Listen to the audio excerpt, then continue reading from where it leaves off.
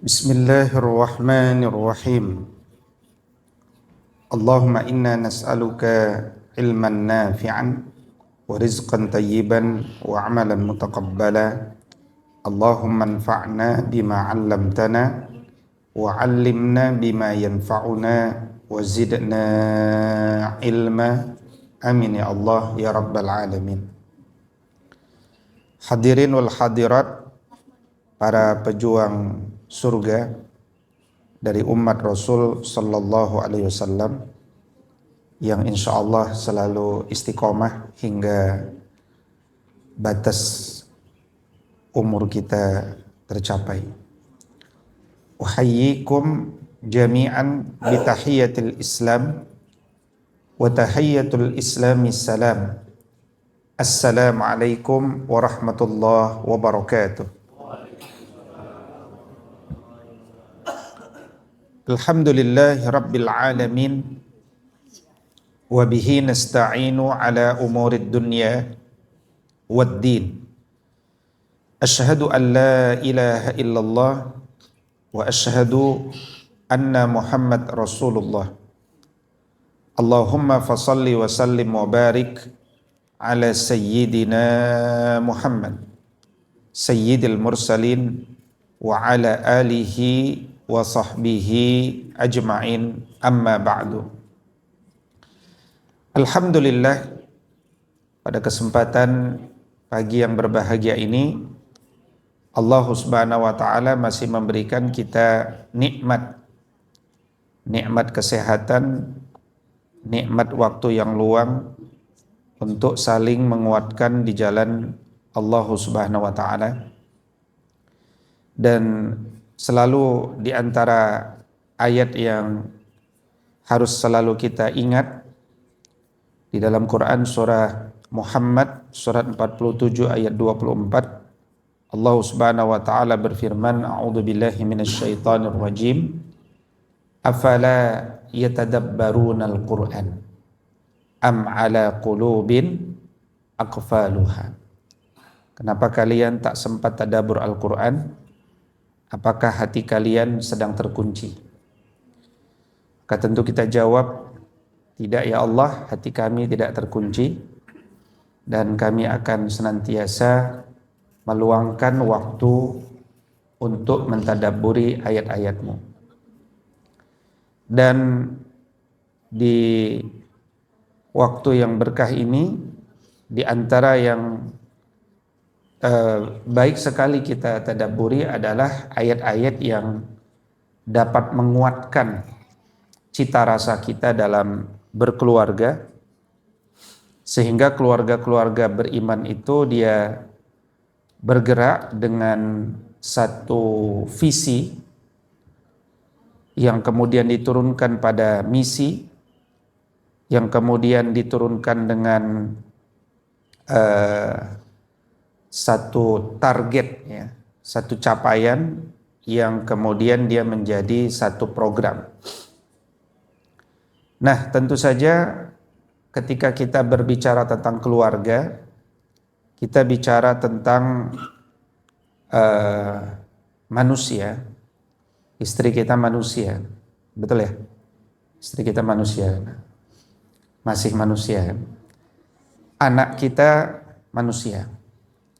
Dan manusia itu adalah satu makhluk yang memiliki beberapa substansi dasar yang perlu untuk kita pelajari. Satu adalah substansi akal, dua substansi jiwa, yang ketiga adalah jasad itu sendiri. Maka ketika kita berkeluarga, yang perlu kita perhatikan bukan sekedar jasadnya kenyang, tapi juga akalnya cerdas dan kemudian jiwanya bersih. Masing-masing ada itu tadi targetnya. Tentu di sini ada gizinya, ya, gizi buat akal apa, gizi buat jiwa apa, gizi buat jasad apa. Yang jelas kalau orang itu punya target, maka dia akan punya kesibukan. Kesibukan itu terarah. Kesibukan yang terarah itu disebut program kerja. Nah, ada gelar-gelar yang seharusnya menjadi target kesibukan manusia.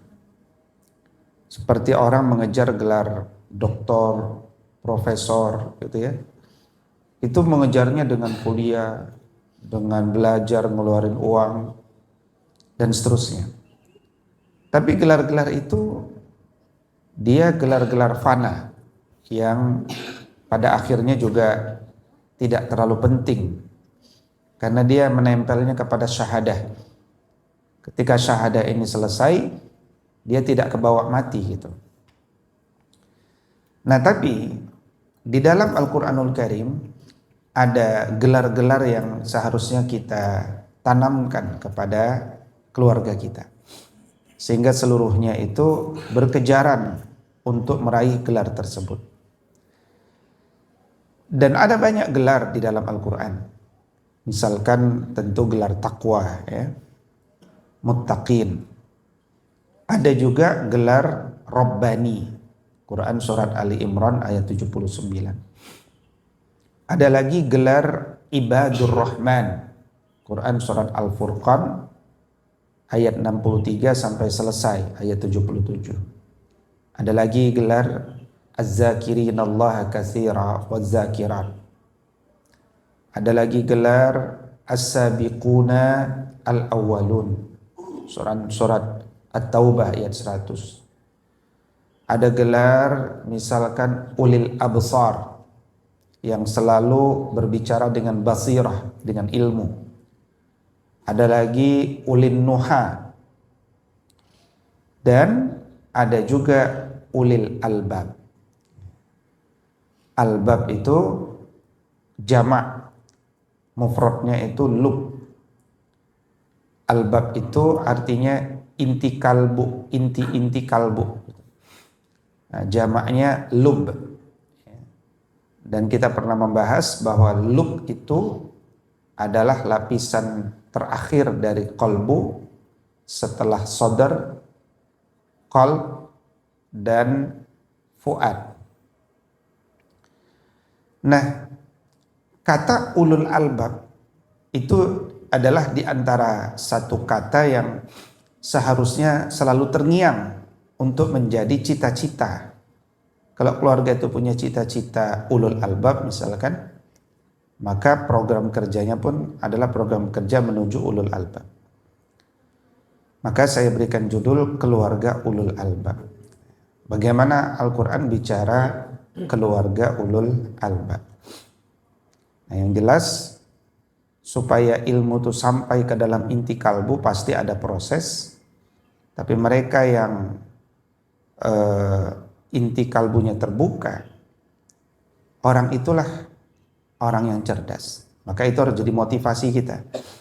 Ya, tentu kita tidak tahu apakah diri kita sudah sampai cahaya tauhid itu sampai kepada inti kalbu atau belum. Namun dia menjadi motivasi. Nah, di dalam Al-Quranul Karim, kata ulul albab itu terulang sebanyak 16 kali. Ya. Kata ulul albab itu terulang sebanyak 16 kali di dalam Al-Quran. Nah, kita akan coba telusuri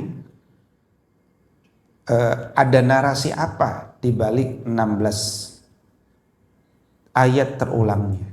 Jangan-jangan ada 16 narasi yang kemudian kita coba padukan dengan konsep al-jam'u wa taufiq sehingga menjadi referensi bagi kita semua. Saya coba tertibkan dari awal surat Al-Baqarah sampai surat An-Nas.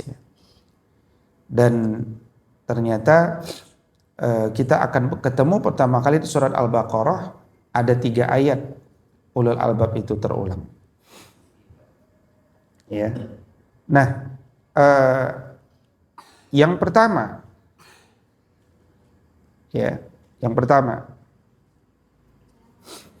Quran surat Al-Baqarah surat kedua ayat 179.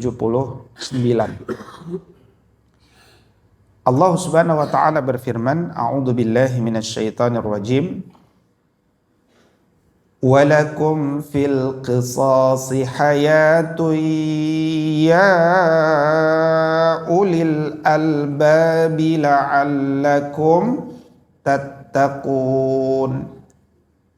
Dan bagi kalian di dalam qisas itu ada kehidupan, wahai ulil albab, agar kalian bertakwa. Allah memanggil satu kelompok dengan wahai ulil albab. Ketahuilah bahwa bagi kalian di balik qisas ada hayah. Apa itu qisas? Qisas itu apa? Hukuman sebesar, tidak kurang tidak lebih dari sebuah perbuatan. Misalkan secara tanpa sadar Nabi pernah memukul perut sahabatnya tanpa sadar. Akhirnya sahabat itu minta qisas. Saya minta mukul balik. Nah, sebagai pemimpin besar, beliau langsung buka bajunya, silakan pukul di sini. Di mana kepukul? Di sini. Setelah dibuka baju, ternyata sahabat nggak jadi mukul, tapi malah meluk Nabi. Ya kan? Nah, itu kisah. Nah, kalau anak kita dibunuh orang, anak kita mati, maka orang yang membunuh boleh nggak dibunuh lagi? Boleh nggak? Boleh, kisos. Tapi yang bunuh jangan kita. Jangan-jangan salah bunuh nanti. Secara zahir kelihatan mayat kita dipegang oleh dia. Iya kan? Padahal dia baru lewat ketemu mayat. Apa yang tampak secara zahir belum tentu pelakunya. Yang berhak membunuh itu nomor satu adalah hakim. Karena dia yang memutuskan pembunuhan kan? Orang ini dihukum mati. Berarti dia yang memutuskan membunuh. Eksekutornya nanti orang lain. Ya. Tapi atas nama pemerintah. Walakum fil qisas. Tapi agama ini juga mengajarkan ada pilihan yang lain. Pilihan yang kedua, boleh nggak dibunuh, engkau minta denda. Ya sudah, nggak usah dibunuh, tapi saya minta 2 miliar. Itu boleh, namanya diat. 2 miliar, dia pun beli mobil ya kan. Setiap beli mobil dia langsung keingat-ingat, mobil ini dibeli dari pembunuhan anak saya. Ada pilihan yang ketiga, dimaafkan. Nah, dimaafkan ini pasti berat. Anak dibunuh dimaafkan. Karena berat, pasti balasan dari Allah besar. Nah, orang yang memaafkan itu balasannya surga. Dan di balik pemaafan itu juga akhirnya ada kehidupan. Itu yang tampak dalam kejadian beberapa tahun lalu di Amerika. Seorang muslim dari Cina, seorang tua, anaknya dibunuh oleh kulit hitam. Ketika divonis, orang tua itu akhirnya mengatakan, saya cabut, saya maafkan. Karena orang kulit hitam ini meminta maaf di pengadilan. Terekam videonya di viral ya. Kenapa orang itu dibunuh? Kenapa pembunuh itu dibunuh? Karena boleh jadi yang namanya pembunuh akan terus membunuh. Dengan dia dibunuh oleh pengadilan, maka tidak ada lagi potensi pembunuhan-pembunuhan berikutnya. Artinya ada kehidupan. Nah, itu makna pertama. Itu kehidupan fisik. Tapi ada lagi orang yang hidup tapi kelihatan sudah stres, depresi. Berarti dia sudah mati juga. Misalkan perempuan yang diperkosa, anak laki-laki yang disodomi, dan seterusnya dan seterusnya. Dan pekan ini saja banyak sekali pekan ini berita tentang hal tersebut. Mulai dari di Tulang Bawang, di Medan, dan seterusnya. Mulai dari pangkatnya Aibtu, ada yang BPS, ada yang kenal di sosial media, macam-macam. Pekan ini saja. Tapi kalau ditarik ujung-ujungnya, kenapa orang membunuh? Karena syahwat. Syahwatnya datang dari mana? Dari handphone. Terus perempuan kenapa bisa ketemu? Karena sosial media. Terus yang lain penyebabnya apa? Karena handphone. Ada apa? Ada judol. Judol menyebabkan apa? Pinjol. Jadi ternyata handphone itu disebut setan gepeng. Ya. Dari setan itu dia bisa judol, bisa pinjol, ya, bisa menculik, bisa macam-macam. Maka wala tu'tus sufaha'a amwalakum. Allah nasihatkan kepada kita, jangan berikan handphone kepada orang yang akalnya belum matang. Nanti dia akan tidak fokus, emosi, dan seterusnya. Baru saja saya menangani di sebuah daerah, ada anak kelas 5 dan 6 punya grup WhatsApp, ya, kemudian kita ganti atas nasihat saya ganti kepala sekolah baru, dibuat kurikulum baru, transformasi baru, karena mereka minta dilakukan perubahan.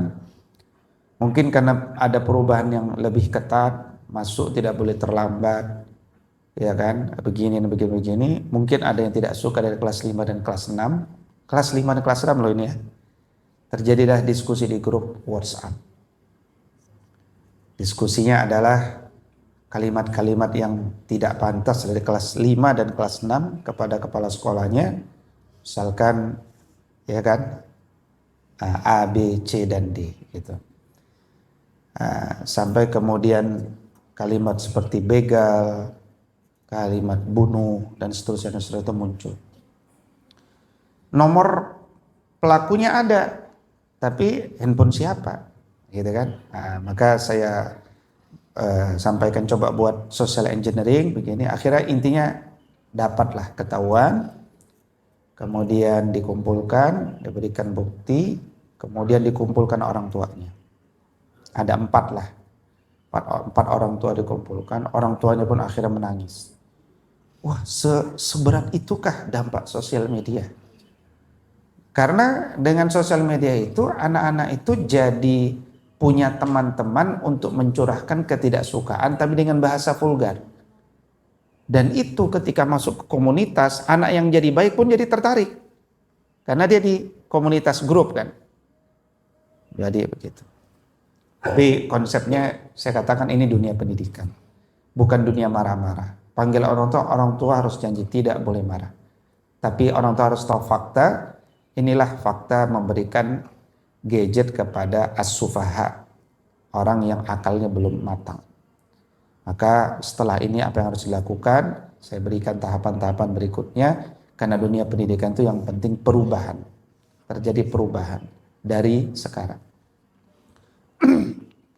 Karena berawal dari kata-kata bisa jadi kejadian. Ya kan? Kata-kata itu kalau diulang kan membentuk kejadian. Tadi kata-katanya cukup berat. Ya, kalau dibiarkan dia akan menjadi perkumpulan. Perkumpulan lahirlah kejadian. Ide semua kan berawal dari ide. Ide yang dilontarkan main-main tapi jadi serius ujungnya. Nah, ditambah akal yang belum matang. Baik. Nah, itu yang pertama. Maka pelajarannya apa? Jadi memang dalam kisos itu kelihatan menakutkan. Tapi kita sebagai umat Islam perlu sampaikan bahwa syariat Islam itu bukan hanya kisos, bukan hanya rajam. Dari seluruh struktur syariat Islam, senyum itu syariat Islam. Bayar hutang itu syariat Islam gitu kan. Jadi sangat sedikit sekali porsi yang menakutkan Tapi apa yang terlihat menakutkan itu ternyata mengandung keindahan. Di dalam Islam, kalau seorang itu LGBT, apa hukumannya? Hukuman? Oh, semangat ya ibu. Ibu-ibu ini sekarang lebih takut jagain anak laki-laki daripada anak perempuan sekarang. Iya kan? Jadi kalau seorang pelaku pedofilia, dan pedofilia sekarang juga 2 pekan ini macam-macam juga beritanya.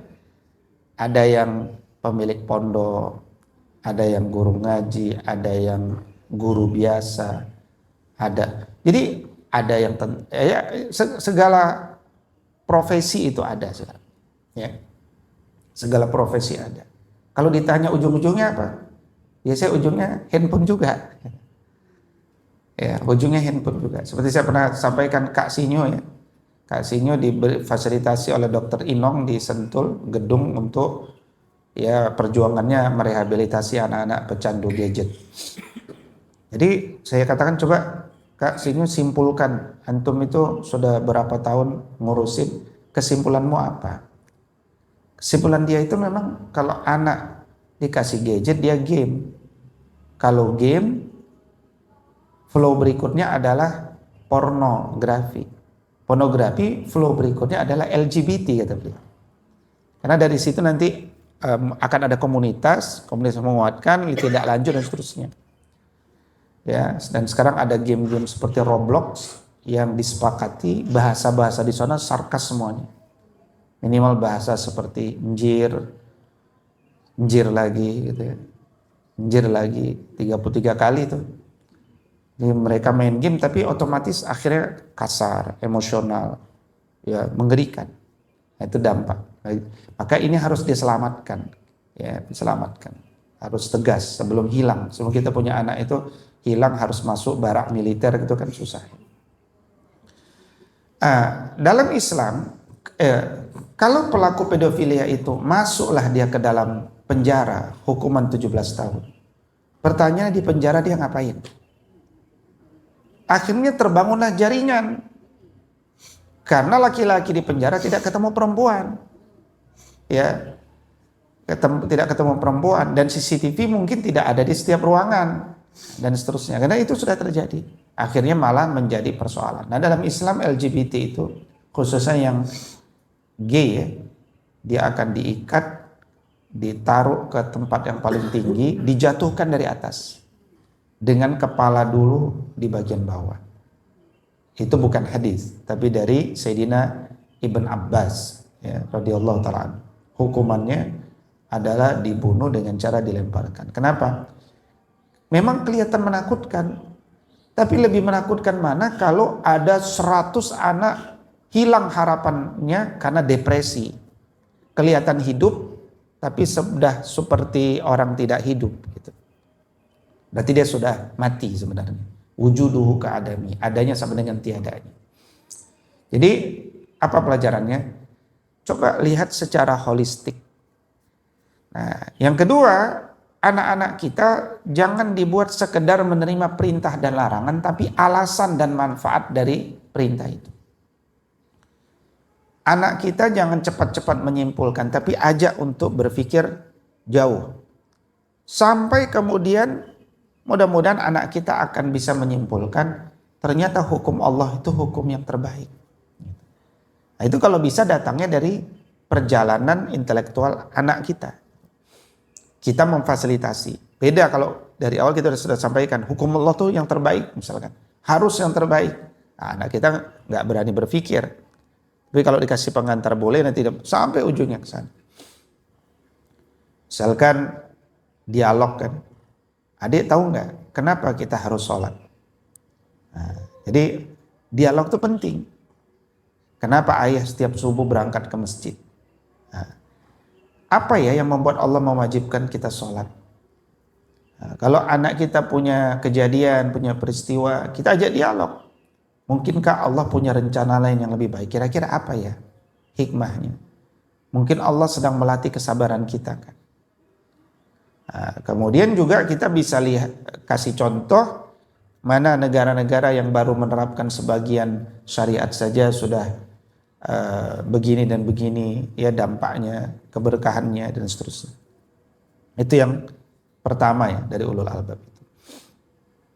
Yang kedua, masih di surat Al-Baqarah ayat ya 197. Allah Subhanahu wa taala berfirman, a'udzubillahi minasyaitonir rajim. Wa ma taf'alu min khair ya'lamhu Allah wa tazawwadu fa inna khairaz zadit taqwa wattaquni ya ulil albab. Dan apapun yang kalian kerjakan selama itu baik, Allah pasti tahu. Nah ini perintah ini, kalimat ini kalau direnungkan sama atau sejalan dengan kalimat Luqman kepada anaknya di ayat 16 dari surat Luqman. Ya, di mana Luqman menjelaskan, wahai anakku tercinta, jangan remehkan perbuatan baik sekecil apapun. Karena kalau yang kecil aja engkau tak remehkan, yang besar apalagi. Dan yang kecil itu meskipun sering diremehkan orang, bagi Allah itu nggak remeh-temeh, itu besar, nah. Besar di hadapan Allah. Nah, mirip gitu. Artinya kita harus mengenalkan kepada keluarga apa itu khair, kebaikan. Jadi kebaikan itu dia punya standar. Ya. Dan lawan kebaikan berarti keburukan. Dan hidup ini berpasang-pasangan, sehingga kita pun akhirnya menjadi gelombang yang sering terpisah dengan manusia lain dalam bab-bab tertentu. Misalkan kebenaran. Apa itu kebenaran? Nah, akhirnya manusia bisa berbeda, memilih kebenaran menurut persepsinya, memilih kebenaran menurut Allah Subhanahu wa taala. Karena apa yang kita anggap benar dan baik belum tentu benar dan baik di hadapan Allah. Maka cukuplah sebuah prinsip dari Nabi kepada anaknya, wahai Fatimah, atau laukanat Fatimah binti Muhammad, kalaulah Fatimah anaknya Muhammad membunuh, aku tak akan pernah menutup-nutupi. Aku yang langsung akan motong tangannya. Wah, itu pesan seorang ayah kepada anak yang lebih takut kepada Allah daripada menutup-nutupi kesalahan anak. Ya, artinya apa? Anak dididik bahwa orang tuanya itu selalu berpihak pada kebenaran, bukan pada keluarga. Dan banyak sekali ayat dalam Al-Quran yang menjelaskan, meskipun gara-gara engkau melakukan ini, dampaknya bagi dirimu, keluargamu, anakmu, dan seterusnya, itu resiko. Tapi engkau jangan coba memandang-mandang masa depan, karena apa yang kau bayangkan hari ini belum tentu terjadi. Nah, itu sebuah prinsip. Nah kemudian tadi ayat ini diawali dengan mengenalkan standar kebenaran. Kemudian dilanjutkan kira-kira begini kalimatnya. Nah, hidup ini sebentar. Tapi setelah kehidupan ini ada perjalanan panjang. Kamu kalau mau berangkat ke Bandung, mau nginep 3 hari di Bandung, persiapanmu apa? Oh, aku bawa uang, bawa bekal, bawa bantal, bawa sabun. Wah, berarti dia punya persiapan. Kira-kira begitu kan? Nah, hidup kita di dunia nggak lama, mungkin sekitar 60 tahun maksimal atau 70 tahun.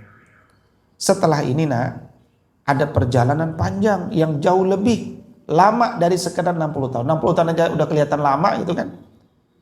Tapi setelah ini ada perjalanan yang jauh lebih panjang. Berapa lama? Nama perjalanannya menunggu kiamat. Berapa lama kiamat? Ya nggak ada yang tahu. Katakan kiamat itu masih tahun 3000. Sekarang masih tahun 2025.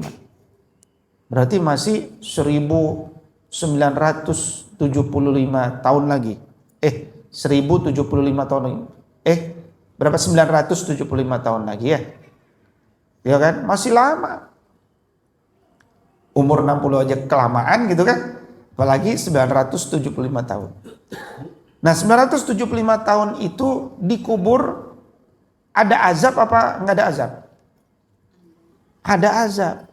Dari mana kita tahu? Ya Nabi dalam sholatnya sebelum salam berdoa, Allahumma inni a'udzubika min adzabi jahannam wa min adzabil qabri wa min fitnatil mahya wal mamat wa min syarri fitnatil masihid dajjal. Baru assalamualaikum. Assalamualaikum. Artinya azab kubur itu ada. Berarti kalau ada azab kubur, ada rahmat kubur. Iya kan? Nikmat kubur. Nah itu doa orang-orang soleh. Mudah-mudahan dilapangkan kuburnya, diberikan cahaya, dan seterusnya dan seterusnya. Nah setelah kiamat masih belum selesai. Ada fase namanya fase yaumul hisab, yaumul mizan. Itu panjang, orang dikumpulin dalam kondisi telanjang, dalam kondisi berbeda-beda resikonya. Nanti mizan, setelah ditimbang masih panjang lagi perjalanan. Ada yang langsung masuk surga, ada yang butuh sekian lama terombang-ambing di sirat, ada yang bergantungan di sirat, ada juga yang langsung masuk ke neraka. Itu semua berbeda. Artinya perjalananmu masih panjang nak. Ke Bandung aja 3 hari butuh bekal, apalagi dalam kondisi yang panjang ini. Bekal apa? Bekal minuman nggak penting, bekal uang nggak manfaat, ya karena ini semua syahadah. Sementara masa depan itu ghaib, maka bekalnya adalah bekal yang sifatnya ghaib. Wa tazawwadu, berbekallah. Fa inna khairaz zad, sebaik-baik bekal itu adalah at-taqwa. Takwa itu ghaib, maka barulah dibahas apa itu takwa, bentuknya seperti apa. Nah, jadi diajak logika berpikirnya, ya. Nah, jadi kalau ayat pertama tadi mengajak mencari hikmah, ayat yang kedua mengajak kita berpikir tentang perbekalan masa depan. Itu berarti kepalanya selalu diajak berpikir. Nah, apa pelajarannya? Bahwa parenting itu butuh bekal ilmu dan wawasan yang luas. Kita harus mendidik dengan sabar, lembut, ikhlas, karena tugas ini amanah dari Allah. Dan kalau orang berbekal takwa, itu artinya bekalnya jujur, ibadah, adab. Maka nak prioritaskan jujur, ibadah, adab di atas semua kesenangan. Prioritaskan itu. Ya. Dan latih anak supaya menjadi pribadi yang selektif, punya pendirian kuat, dan itulah ciri khas ulil albab. Ya, dia punya cara pandang sendiri dalam perbekalan. Banyak orang tidak bersiap dengan perbekalan, dia bersiap sendiri. Karena dia paham masa depan itu nafsi-nafsi gitu. Misalkan contoh dialognya, jangan berbohong nak, Allah maha melihat, Allah maha mendengar. Jadi selalu dibawa kepada Allah, ya Allah. Kita sholat bukan karena Allah butuh.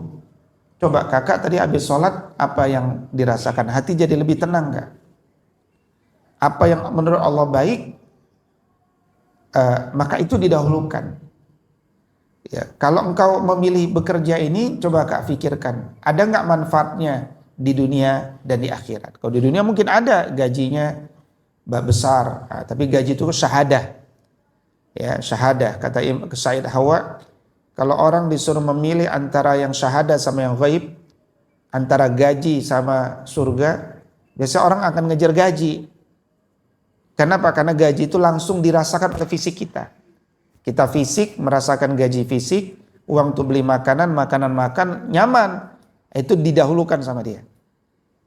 Apapun pekerjaannya kadang-kadang bisa dinomorduakan keburukannya, nomor 1 didahulukan. Nah itulah kenapa jangan dipisahkan antara dunia sama akhirat. Pemisahan parenting yang memisahkan dunia sama akhirat itu kadang-kadang membuat dikotomi. Ya.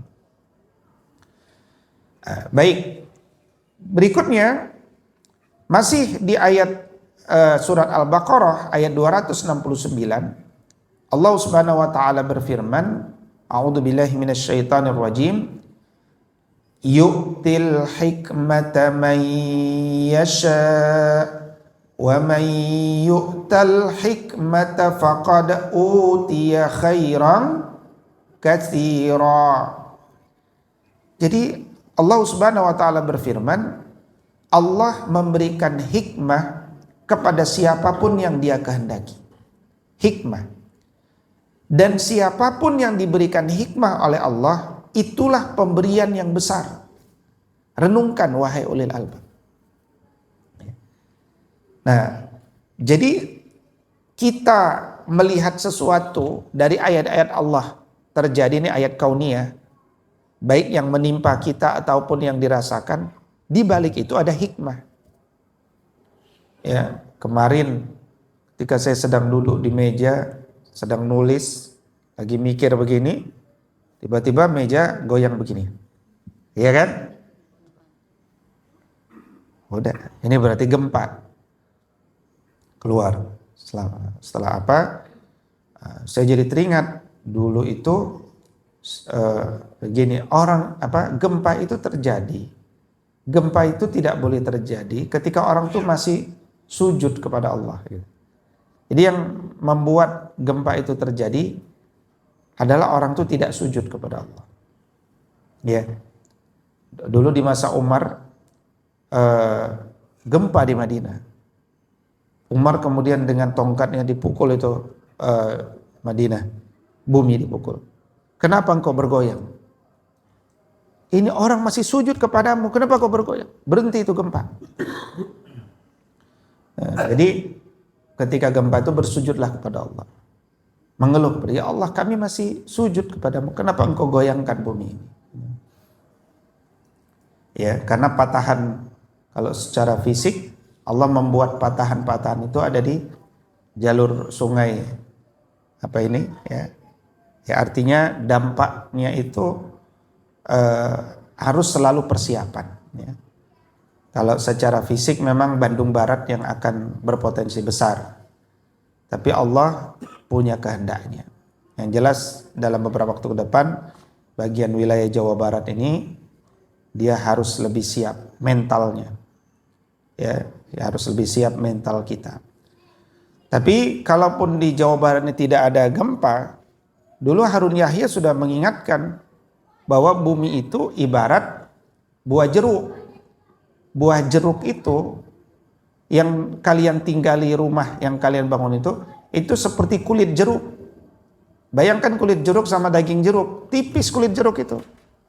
Nah kira-kira kalian ngerasa sampai 100 meter ke bawah, air keluar, itu masih meteran-meteran ceritanya. Bumi ini besaran dan satuannya bukan meteran, ya, dia puluhan ribu kilometer. Dan itu kalau dibandingkannya seperti jeruk, karena di bawah ini bukan daging jeruk, tapi magma, api di bawah bumi ini, panas di bawah bumi. Jadi kalian jangan merasa santai-santai saja. Karena itu aneh dulu kata Harun Yahya ketika Harun Yahya kan ada sisi waras, ada sisi nggak warasnya gitu kan. Nah, di sisi warasnya beliau katakan, ya kalian jangan merasa aman. Itu di bawah kalian itu sedang duduk di bawah itu ada api yang menggelegak. Kapanpun dia akan bisa ya menerkam kalian. Kan banyak kalau sudah menerkam itu tiba-tiba kita jatuh ke bawah, tiba-tiba kroak, tiba-tiba apa. Nah, maka hikmah itu adalah sesuatu yang mendalam. Orang itu terbiasa mencari apa rahasia-rahasia di balik fenomena, numena, syarat, di balik syariat agama, di balik kejadian yang menimpa kita, di balik ayat-ayat Allah. Apa hikmah? Sehingga orang yang bisa melihat hikmah, dia bisa menempatkan sesuatu pada tempatnya, bicara sesuai situasi. Ya, kemarin ada cerita ya kan di sebuah cerita gitu kan. Jadi ada tetangga sakit, dijenguk lah. Ya pas jenguk itu bukannya malah memberikan motivasi, ngasih bantuan, malah istrinya dimarah-marahin sama yang jenguk beberapa orang. Taulah mak-mak ya kan? Mak-mak jenguk. Yang satu mak, kenapa nggak ngurus BPJS? Yang satu bilang, kenapa obatnya nggak diminum? Kenapa? Nah, jadi kita itu datang jenguk untuk marahin orang, ya kan? Nah, ya sudahlah, itu kan sudah terjadi. BPJS belum diurus, minum nggak dimakan, obat gini dan seterusnya kan? Udah terjadi. Kita datang ke sana bukan buat marahi orang yang sedang stres. Suami sedang dirawat, kita tambahi dengan marah-marah, bukan. Lumayan ngasih amplop nanti terakhir gitu kan. Amplop juga nggak dikasih, buah jeruk cuma sekilo, ya kan? Tapi kita sudah marah-marahin orang, jangan. Orang itu harus tahu kapan dia bicara dengan benar. Meskipun perbincangannya benar, benarlah dia.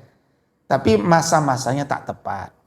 Ya, Bu, ayo Bu, aku bantu ngurus BPJS. Nah, itu lebih menenangkan. Ya udah Bu, nggak apa-apa nanti. Nah, gitu, bahasa lebih menenangkan. Ya, nah, ini penting untuk bagi kita. Ada tetangga, kamu sakit apa? Aku sakit ini ternyata kanker stadium 5 gitu kan. Ada stadium 5? Nah, udah yang paling parah lah kira-kira ya. Paling parah kan stadium 4 kan. Ini 5 gitu kan. Nah, dia baru baca jurnal misalkan. Di jurnal yang saya baca kemarin penulis dari Cina menyimpulkan, Pak, kalau di vonis kanker stadium 5 itu kayaknya umurnya tinggal 2 minggu. Ya kan? Ya kan dia tidak bohong ya. Nggak bohong dia. Tapi kalimat itu nggak boleh diomongin ketika takziah. Ya, mau 2 minggu, mau 3 minggu, ini urusan ghaib dari Allah. Ketika kita datang ziarah kepada orang yang sakit, tujuannya memotivasi, ajak ngobrol, yang bukan ajak ngobrol, berikan motivasi. Dan kalau ziarah kepada orang itu jangan lama-lama, kadang-kadang sampai 2 jam, ya kita yang ngemil makanan di sana gitu kan. Nah, jangan, orang itu sedang sakit, maka 5 menit cukup, pegang kepalanya, doakan, baca surat Al-Fatihah, kasih motivasi, ringankan kesulitannya, udah selesai pulang. Kecuali dia ngerengek-ngerengek, Bu janganlah Bu, pulang dulu, saya sendirian, sepi, ya kalau bisa 1 jam lah sini. Itu berarti permintaan dia, ya kan? Boleh. Tapi kalau bukan permintaan dia, adab paling dasar itu adalah 5 menit, pegang kepalanya, doa, ringankan ringankan bebannya, pulang. Itu orang yang punya hikmah menurut saya. Artinya apa? Dia tahu bagaimana dia menempatkan sesuatu. Nah, ketika Allah menjelaskan faqad utiya khairan katsira, ini harus kita dialogkan sama anak-anak kita. Nak, hikmah itu lebih berharga dari harta, kedudukan, kekuasaan apapun. Yang kita kejar itu hikmah. Dengan hikmahlah siapapun bisa buat keputusan yang benar. Orang tua bisa memutuskan dengan hikmah, hakim bisa memutuskan dengan hikmah, ya, dan seterusnya. Ya. Ini agak panjang, nanti kita lewati. Ini saya ingin lompat ke sini karena tadi sudah bunyi yang agak ringan. Quran surat Al-Maidah ayat 100. Allah Subhanahu wa taala berfirman, menarik sekali ayatnya. A'udzubillahi minasyaitonir rajim. Qul la yastawil khabithu wat thayyib walau a'jabaka kasratul khabith fattaqullaha ya ulil albabi la'allakum tuflihun. Ajarkan wahai Muhammad kepada umatmu, tidak sama antara. Nah, di sini ada istilah baru lagi nih. Kalau sebelumnya kita kenal ada al-haq dan batil, itu sepasang. Al-haq wad dalal, itu sepasang. Al-bir wal ism, baik dan dosa, itu sepasang. As-sa'adah was syaqawah, bahagia dan kesedihan, itu sepasang. An-nur waz zulumat, itu sepasang. Ya. Nah, sekarang kita ketemu sepasang yang lain, al-khabith wat thayyib. Jadi ada thayyib itu baik, ada khabith itu buruk. Ini diksi-diksi dalam Quran. Nah, ajarkan wahai Muhammad kepadamu, khabith itu jelas, thayyib itu jelas. Sama seperti halal haram. Innal halala bayyin wa innal harama bayyin. Halal jelas, haram jelas. Seakan Allah ingin mengatakan di sini, thayyib itu jelas, standarnya, khabis itu jelas. Walau a'jabaka kasratul khabis, meskipun menakjubkan, membuat engkau sangat tertarik dengan khabis, tapi khabis tetaplah khabis. Kira-kira gitu. Berarti apa pelajaran itu? Bagi saya pelajarannya adalah kebanyakan itu belum tentu kebenaran. Nah, engkau harus kenali apa itu kebenaran. Pegang teguh kebenaran. Meskipun engkau sendirian, nak. Dulu ada pemuda namanya Ibrahim, yang dia meskipun sendirian, tapi dia sudah kenali kebenaran. Dia contohmu, nak. Dia saja bisa percaya diri, kamu pasti bisa, nak. Berdoa, nak. Allahumma arinal haqqa haqqa warzuqna tiba'ah. Ya Allah, perlihatkan kepada kami yang benar itu memang benar, dan berikan kami rizki supaya mudah mengikuti kebenaran. Nah, itu kan dialog-dialog parenting kepada anak kita. Ya. Tapi yang menarik, walau a'jabaka kasratul khabis. Meskipun khabis itu menarik hatimu, khabis tetap khabis. Maka dalam Islam itu kebanyakan itu belum tentu kebenaran. Kecuali yang saya pahami dalam satu bab, yaitu akidah Ahlus Sunnah wal Jamaah. Akidah Ahlus Sunnah wal Jamaah kalau kita bingung ikut yang mana? As-Sawadul A'zam, ikut barisan yang banyak. Ya, akidah itu sejak zaman Nabi sampai hari ini selalu ada yang aneh-aneh, yang menyimpang-menyimpang, yang kecil-kecil, tapi dia hadir di satu zaman, kadang memimpin politik, kadang dia hilang. Ya, contoh yang pernah memimpin politik itu aliran Mu'tazilah. Sampai tiga pemimpin itu turun-temurun dari keturunan Harun ar-Rasyid.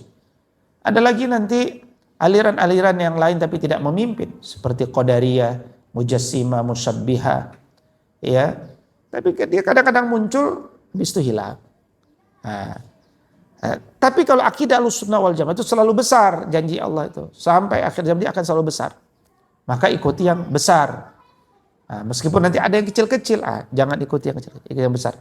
Hanya itu yang saya ketahui, ikut As-Sawadul A'zam, yang besar, yang banyak. Tapi selain itu, meskipun engkau terasing, berbahagialah dengan keterasingan. Ya, misalkan ada sebuah syair ya, yang pernah dilantunkan oleh Syekh Sa'ad Al-Ghamidi, misalkan mantan Imam Haramain. Jadi judul nasyidnya Ghuraba, ada di YouTube. Ghuraba itu artinya orang yang terasing. Nah, itu syair. Jadi Nabi senang dengan syair. Kenapa? Karena Nabi bersabda di balik syair itu ada hikmah. Maka itu sejalan dengan pesan Nabi ketika Nabi dulu bersabda, bada'al islamu ghariban wa sayaudu ghariban kama bada'a fatuba lil ghuraba. Islam itu dulu aneh, terasing. Nanti di akhir zaman orang bicara Islam juga aneh. Maka berbahagialah jadi orang yang aneh atau yang terasing, kira-kira begitu. Maka kadang-kadang keistiqoman seseorang itu dikuatkan juga dengan syair. Syair itu dengan lantunan-lantunan ekspresi seseorang untuk semakin mengokohkan. Baik, sudah 4 ayat ya yang kita baca, di mana ayat yang keempat ini mengingatkan kepada kita tentang inti-inti agama. Ya, ada al-khabis at-thayyib, ada az-zulumat an-nur. Ya, ada asy-syaqawah as-sa'ada, al-ism al-bir, al-batil wal-haq, ad-dhalal al-haq, al-a'ma al-basir, an-nar al-jannah. Dan kemudian pelajarannya tidak selamanya yang banyak dan keren itu baik. Seringkali yang menarik hati manusia dia mengandung keburukan, ya, dan seterusnya. Mudah-mudahan pola berpikir ulul albab ini membuat keluarga kita punya standar sendiri. yang standar itu sejalan dengan apa yang Allah ridhoi. Karena apapun yang kita lakukan seharusnya mencari akreditasi A dari Allah Subhanahu wa taala.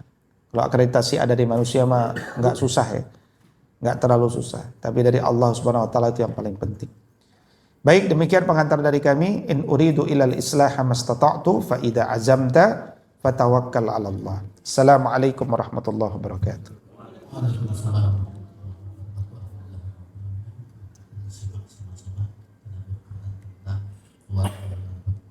Silakan Bapak Ibu, kalau ada yang kurang jelas bisa ditanyakan.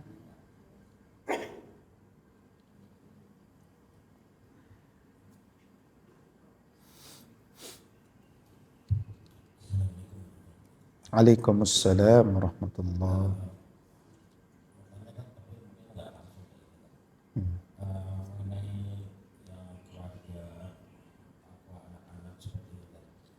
Iya. Dalam syariat Islam itu ada nggak sih orang tua yang puasa di hari kelahiran anak? Apakah itu bermanfaat buat anaknya itu sendiri?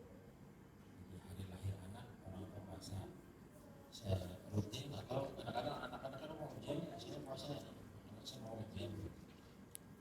Ada manfaatnya buat anak saya.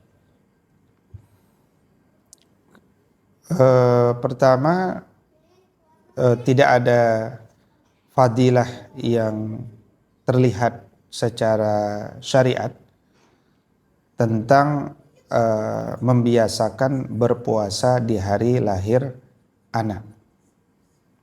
Saya belum mengetahui tuntunan syariatnya, sehingga sebenarnya tidak perlu menjadi sebuah tradisi baru. Tapi bersyukur pada hari lahir itu ada motivasinya.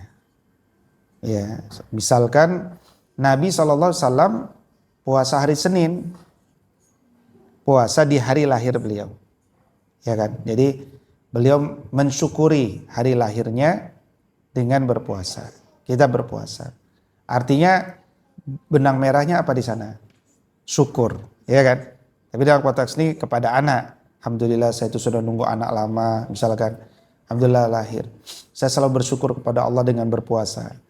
Nah, jadi bukan berpuasa mengkhususkan pada hari lahir, tapi ketika hari lahir dia diingatkan untuk bersyukur. Salah satu cara bersyukur dengan berpuasa. Itu kira-kira masih ada cantolannya, gitu ya. Yang kedua tadi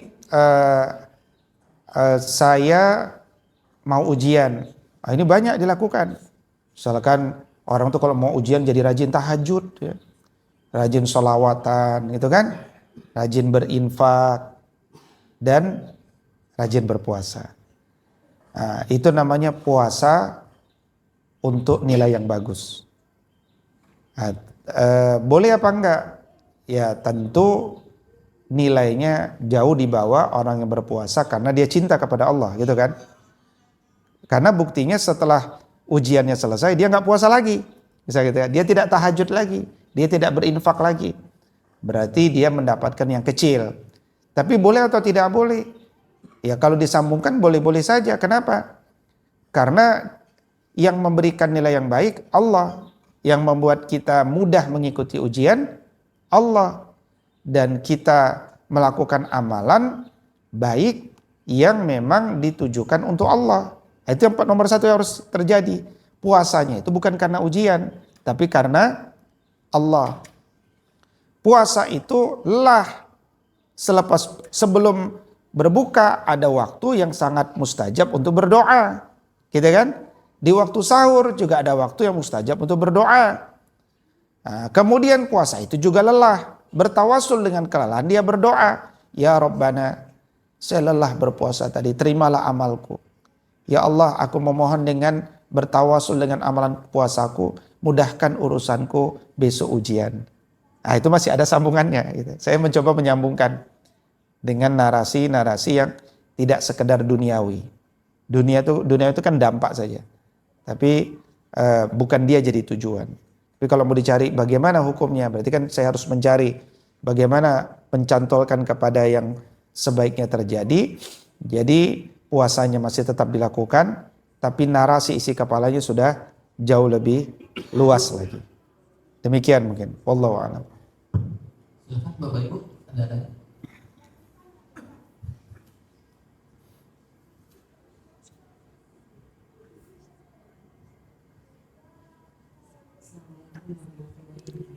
Waalaikumsalam warahmatullahi.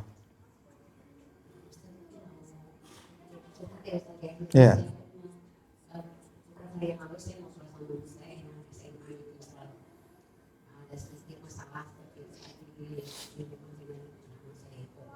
Saya bilang gitu kan, nanti itu kan ujian gitu kan, kan ada surat Al-Mulk saya kira gitu, dari soal ulamanya ini kan, ya Ustaz. Terus dia bilang iya ujian untuk sesuatu yang kita nggak perlu diajari gitu kan. Jadi di belakang saya itu aku diuji sama Allah, tapi aku belum pernah belajar gitu, nggak kayak di sekolah nih. Kalau sekolah kan belajar dulu baru ujian gitu kan. Nah kalau di hidup ini kan kita tiba-tiba dibilangnya itu ujian gitu. Terus apa yang kita pelajari sebelumnya? Harusnya ada sesuatu yang kita pelajari. Nah terus ya agak kaget juga sih Ustaz ketika anak saya bilang seperti itu gitu ya. Jadi kan ada sesuatu yang missing yang saya belum sampaikan gitu kan ya. Itu kira-kira gimana terus ya? Iya. Bismillahirrahmanirrahim. Kalau sesuatu itu sudah pernah diajarkan, maka akhirnya akal kita tidak akan pernah berpikir. Akal itu berpikir untuk sesuatu yang sebelumnya belum difahami. Ya, maka agama ini sudah menyiapkan akal kita akan ada banyak sekali kejadian bagi diri kita di masa depan, baik yang kita sukai maupun yang tidak kita sukai, yang hari ini kita belum belajar sebenarnya. Karena memang pelajaran itu kitalah yang akan menemukan. Ya. Dan dengan itu akal manusia akan terus bekerja. Ya, kan kalau dia sudah pernah diajarkan dia tinggal call back balik. Oh, ini pelajaran yang dulu. Tapi Allah mencukupkan pada pelajaran siapkan jiwamu. Ya. Nabi mencukupkan pada prinsip man yuridillahu bi khairan yusib min. Siapapun Kak yang ingin dinaikkan derajatnya oleh Allah, dia akan melewati sebuah fase ujian dulu. Karena kakak pun ketika di sekolah nggak bisa naik kelas kecuali ujian dulu. Bahkan ujiannya sampai ada UTS, ada kuis, UTS, UAS. Sama Kak, dalam kehidupan ini kakak nggak bisa naik level ke level berikutnya kalau belum ujian. Nah ujiannya Allah tuh nggak pakai kisi-kisi. Karena memang sekolah yang benar itu nggak pakai kisi-kisi. Ya, sekolah yang benar itu nggak pakai kisi-kisi. Ya, jadi Allah nggak kasih kisi-kisi, tapi Allah sudah kasih persiapan, kamu harus bersiap ya, karena pasti ada ujian. Nah bedanya di sekolah itu ujiannya sudah ada tanggal kurikulumnya di awal tahun. Kalau Allah ujian itu bisa datang kapan saja, seperti kematian bisa juga datang kapan saja kan. Makanya kita itu disuruh selalu bersiap-siap kapanpun, jadi orang baik kapanpun. Kalau di sekolah jadi ahli ibadah dan jadi orang baik biasanya menjelang ujian. Ya, kira-kira kalau pekan ini ujian tadi senang tahajud ya kan? Senang bertaubat, senang puasa. Nah, kalau Allah menginginkan kita tuh jadi baik setiap hari.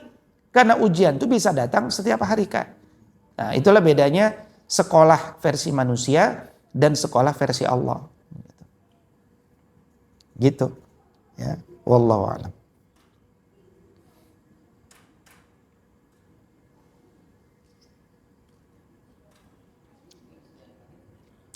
Baik. Sudah jelas semua. Jelas, alhamdulillahirabbil alamin.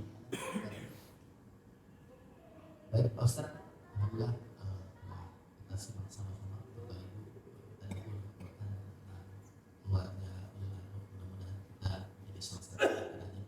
Amin.